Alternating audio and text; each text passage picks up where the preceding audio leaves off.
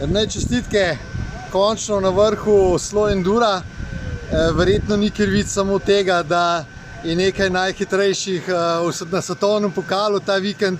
Mislim, da si imel kar ta prav dan, ne? Ja, hvala za čestitke. Res, počutil sem se dobro, treli so mi ustrezali in tudi rezultat je na koncu dober. Kaj posebnega tukaj na Dobrni, kar ti ustreza?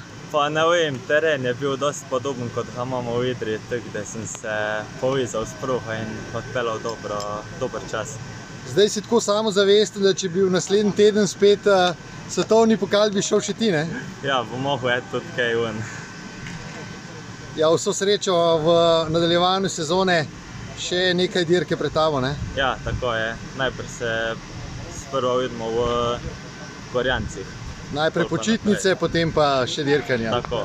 Hvala lepa. Hvala. Čestitke, Tina, očitno nisi izbrala svetovnega pokala ta vikend, da bi se šla poskusiti v Italijo. Kako je bilo tu na Dobrni? Ja, v redu. Tisti lanskega leta so se malo popravili. Imeli smo smolo, letos je bilo več sonca, ampak super traili, dober oprijem in res top. Kako je bila kaj konkurenca? Si imela občutek, da te kaj napadajo? Ja, Maša je bila na prvem stageu kar blizu. Mlajši sicer zdaj nisem gledala, ampak ja, kar vse nabira konkurenca in je fajn. Kaj je bilo z Mašo? Zakaj je odstopila, če imaš informacije?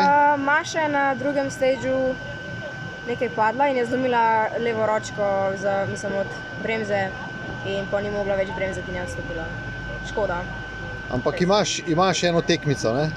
Ja, je kar blizu, že treba malo več trenirati.